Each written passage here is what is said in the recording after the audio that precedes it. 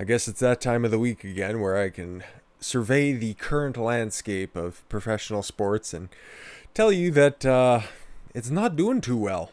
Well, I will have to tell you that because nobody's watching, and I can give you a couple of reasons why they aren't watching. I think you're going to know why, and possible alternatives, but it's not just the sports world that's feeling the pinch. It's also taking a look at the presidential debates as kind of a middle of the road point that'll show you that overall everything is just kind of slipping away from the mainstream narrative, and people are getting their information from different sources now, and that's bad news for people like ESPN and Fox Sports and all those other really terrible outlets that just, I don't know, like to push their morality above the actual sports. But before we dive into that, I just want to thank everybody for giving me a little piece of your day here. What we're trying to do on this channel is parse out the crap from the truth and provide you with something that hopefully gives you a little bit more entertaining than what these athletes are providing on a daily basis, or I guess not to that many people left anyways. And if there's a topic in the world of sports, by all means, I have a entire series dedicated to underrated champions, which I highly recommend you check out. It's been a lot of fun to cover the two teams I have so far. And if you have any lingering questions about the current professional sports landscape, or you just want to talk sports in that comment section down below, I'd be willing to take up any conversation on any of the big four or any sort of combat sports too, because it's all good in my books. And while you're down there, if you don't mind just hitting that subscribe button or just dropping a like on this video if you like what I'm trying to accomplish around here, that'd be greatly appreciated because it makes the channel grow. And if you want to share out these videos, by all means, because we're parsing out some truth from a lot of fiction, and there's more ideology running around than there is actual fact. So let's see if we can't make that a relic of the past, shall we? So to absolutely nobody's surprise, NBA Finals posts the smallest audience ever in Game 1. Go figure. And it's those two small market teams that are in the NBA Finals, right? Miami Heat with potential MVP Jimmy Butler. And, oh right, LeBron James and the Los Angeles Lakers. Yeah, you know, two small market teams, right? Can't drag up that Toronto Raptors argument. Oh, one of those teams is in Canada, therefore that's why nobody cares about the teams that are outside of the states. It's small market. Aha, it doesn't fly anymore. After a regular season and playoffs marked by declines, the NBA Finals opened with its worst ever performance in the ratings. And yeah, go figure. Wednesday's Game 1 of the NBA Finals between the Heat and the Lakers averaged a 4.1 rating. Oh, and 7.41 million viewers on ABC, comfortably the lowest rated and least watched NBA Finals game on record, going back to before I was born, 1988. The previous lows were a 5.2 and 8.06 mil viewers set by Game 2 of the 2003 NBA Finals between then New Jersey Nets and the San Antonio Spurs. Wow. And that was, give you a little bit of context, 2003, there was no LeBron James. This was Kobe was still wearing the 8, and Steve Nash was the MVP. The league was suffering from a lack of superstars, to say the least, even though that Spurs team was pretty great because they still had Tim Duncan, Manu Ginobili, young, youthful Tony Parker. Yeah, it was a great team. As goes without saying, it was also the least watched finals opener on record. The previous low was a 9.2. Wow, what a difference. Just about 2 million viewers less for the Cavaliers and Spurs in '07. That was the first time LeBron James made it to the finals. That's a wow. The Lakers' easy win, in which they led by as many as 32, sank 48% in ratings and 45% viewership from the Warriors Raptors last year, a 7.9 and 13.38 million, and a 59 and 58 respectively from the Cavaliers Warriors in 18. Got a 10 share and yeah, just over 17.5 million viewers, which aired as scheduled in late May. So you can take a look at the scheduling. Okay, it's a big difference between October and late May, early June. I'd hear that argument if it wasn't for the fact that Black Lives Matter is still on the court. They're still using those social justice stupid banners on the back of their jerseys, and LeBron James is spouting off at the hip about everything that's not about 2 attempted murders on cops or anything that is actually might hurt his bottom line. The Chinese sellout. But this next paragraph here tells you that it's not just NBA feeling the pinch. A steep decline and record low is in keeping with the trend of sports events rescheduled from their traditional times of the year. Stanley Cup Finals viewership sank 61% to a 13-year low. I think that was between the Lightning and the Flames, if I do remember. The last one before the lockout. Bastards, those were great teams. Suck a dick. The Kentucky Derby, 43% to an all-time record low. That is weird to me because there's absolutely no difference realistically, because there would have been just fans that you don't normally hear in the stands anyways, and gambling addicts are still going to gamble on the Kentucky Derby regardless. So that one really sticks out. And the final round of golf's US Open went down 56% to a record low, and the Indy 500 a comparably modest 32% to, you guessed it, an all-time record low. Those are another ones. That's just weird, I guess. The Indy 500, there shouldn't be, for the exact same reasons, a Kentucky Derby. Absolutely not a big difference, with fewer sports fans in the stands, or fewer if any. And golf has been killing it when it comes to ratings lately, because they've managed to stay absolutely apolitical. As all sports should be, by the way. It's just, I guess everybody's tired of this horseshit. It's just boring, and you'll hear the odd person, I really like to just see how the game is played, and I just really like to... Shut up. No, you don't. It's a novelty. It works for a small amount of time, and you're seeing it right now. This is, 4-5 months of just either no sports or weird sports, and people have had enough. But the Kentucky Derby doesn't compare, really, or the Indy 500 doesn't compare to the NBA Finals. How are the playoffs for the MLB doing? MLB hits 4-year primetime broadcast low. Oh, I guess no better. Regional Major League Baseball on Fox, the Braves Mets or the White Sox Reds averaged a .7 rating and 1.28 million viewers last Saturday night. Fuck, you think that you're playing Wednesday Night Wrestling with that turnout? MLB's smallest primetime audience on broadcast television since 2016. A mediocre Rays team against a mediocre Yankees team, 1.02 mil.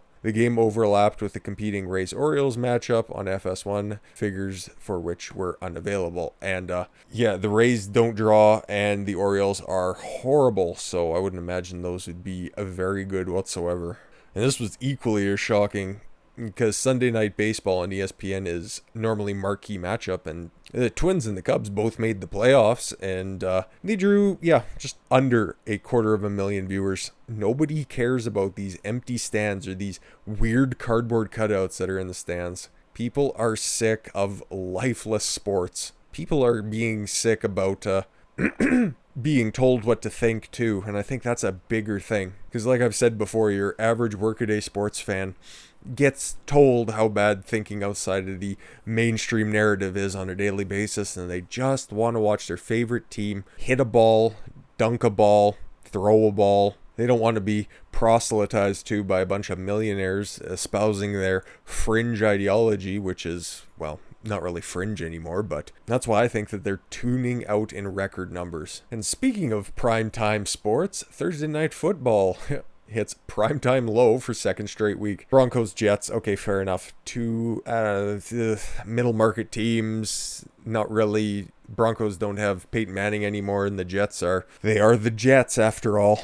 But that's basically the roundup. It doesn't matter what you're not tuning into at this point. Nobody's watching for a litany of reasons, and I just pulled this up just for reference. So DAZN, if you guys aren't familiar, it's the over-the-top streaming service that carries NFL games and Red Zone and the NBA, NHL. It carries pretty much all the big fours, as well as a bunch of soccer leagues, premier high-quality soccer leagues, boxing events, mixed martial arts sports. And this is from the end of 2019. It says that they're up to 8 million global subscribers, so that could account for some of the lower TV ratings. But that's also not to say that all 8 million viewers are using their subscription services at all times. And there's no real way to track who's watching what on these over-the-top services. And yeah, this as well. 3.5 million ESPN Plus subscribers. And what ESPN Plus does is they carry all the UFC content. When they signed their exclusivity contract, I think a couple years ago with ESPN, all of the pay-per-views got put onto ESPN Plus. So you have to pay an additional $5 a month to have ESPN Plus in order to pay $60 for the pay-per-views. It's fucking bonkers, but I trust Dana White when it comes to making business decisions, because that's the only motherfucker making money during this bonkers times for professional sports. And hey, his athletes seem to love him, even though the media is trying to tell him that, oh, he's trying to kill everybody. Just shut up already. So yeah, so that right there accounts for 11.5 million sports fans that are using alternative platforms to watch the sports that they used to love and are trying to dig up the old back catalog, is what I'd be doing if I was subscribed to either of these services. But it's not exclusive. I wanted to give some sort of a control group to this. So we got the first presidential debate, and I think I might have covered this, but the TV ratings were down from the 2016. Now again, I'll give a couple of disclaimers. Joe Biden is not Hillary Clinton. Nobody gives a fuck about Joe Biden, and Donald Trump is still Donald Trump, and people are going to tune in droves to see him talk. But to be completely honest, 73.1 million viewers on TV is, well, you guys remember the previous numbers I was talking about. Nothing really cracked 10 million in the modern day scape, and 73 million viewers is triple the audience that the Oscars got. But like I also said, the Hillary Clinton-Trump first debate was 84 million viewers. Now, Vulture, which is a part of the New York Mag Group, gives... oh, maybe Trump was nasty and bullying and that turned people off. No, it just added up all of the different broadcast networks: ABC, CBS, NBC, Fox, Telemundo, Univision, PBS, CNN, all of them together made the 73.1 million. But it also doesn't account for, I was watching the CNN YouTube feed, or not the CNN, the C-SPAN YouTube feed, and I wasn't checking viewer counts as I was watching this stream, but it apparently peaked at around 1.2, 1.3 million, and that was just on the C-SPAN. And one figure that I couldn't find, but I know I seen it was somewhere around about 10 to 12 million was encapsulated by the online streams, by just the main sources. But when you consider people are also watching alongside some of their favorite commentators who are doing concurrent streams with the debates, that makes up for quite a bit of the information. And also people in the 4-year gap between 16, where ratings really started to hit the fan, and now, it doesn't matter if it's sports or news, politics, it doesn't matter. People are getting information disseminated to them through analysts, through pundits, through alternative sources,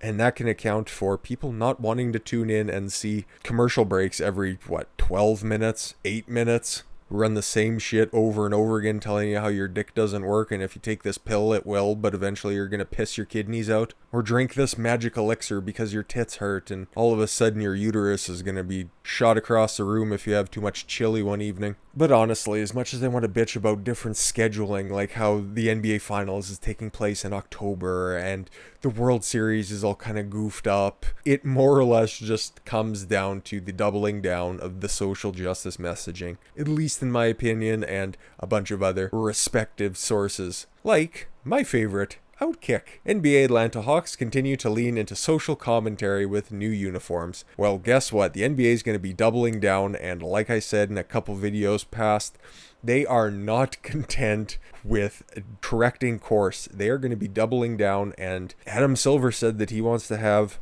fans in the stands at the beginning of the 21 season. So I think it's going to get real testy, like we've seen week 1 in the NFL when they were booing the show of unity, and the NBA players are just so ideologically out there that it's really hard to not see them falling the exact same traps. But what is Outkick reporting on here? We've officially entered an era where Nike and the NBA compel exploited Chinese laborers to stitch MLK on the back of Atlanta Hawks jerseys in the name of woke culture and the almighty dollar. What? Oh yeah.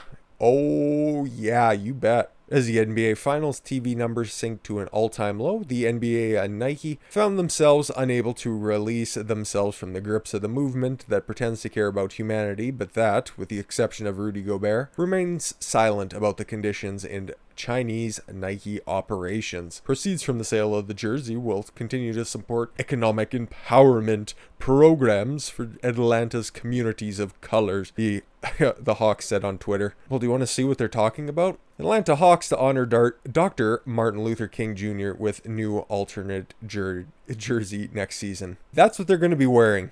A professional sports team is going to use the name of Martin Luther King in order to, I don't know, further torpedo what's left of their viewership. Now, this is on ESPN, and here's the last couple of paragraphs. It is fitting that the Hawks are the first team to honor King on their jerseys, as the 1964 Nobel Peace Prize winner who led the civil rights movement called Atlanta home and attended Morehouse College. This is still ESPN. King was well known for leading the Montgomery bus boycott, the Southern Christian Leadership Conference, and the March on Washington before being assassinated at the age of 39 on April 4th, 1968 in Memphis. Still ESPN. NBA Commissioner Adam Silver said recently that the earliest the 2021 NBA season could begin is January. The Hawks potentially could debut the jersey on Martin Luther King Day on January 18th if next season begins in January, a source said. This is the reason why I cover sports on this channel. I want to get politics out of sports because I absolutely adore professional sports. It is a great escape. It shows the absolute best that a human being can achieve in a specific physical situation. Everything across the major four, they show great and exceptional talents. You even go outside to the realms of combat sports and you see amazing individuals accomplishing improbable feats on a consistent basis. It's a wonderful thing if you appreciate greatness, and it's just impossible to watch with all of this messaging being rammed down your throat. So I'm going to continue to laugh at modern day sports and long for its return to its apolitical roots. And hopefully you guys are doing something similar. Hopefully you aren't buying into the horseshit that's out there, and try to keep your memories alive with a bunch of great teams from the past and a bunch of competitive situations that just aren't there anymore because they'd rather just hug and kiss in the names of, oh, you can't do that, sorry, coronavirus and shit, right? No, they'd rather just pat themselves on the back because they're doing such great jobs, even though barely any of them are actually giving to legitimate causes. But that's neither here nor there, and that's a good place to end the video for today. I appreciate the gift of your time, and thanks for stopping by. Hopefully you enjoyed it. I've been Don Consuelo. I want you guys to follow your gut and get after it. Take care, everyone.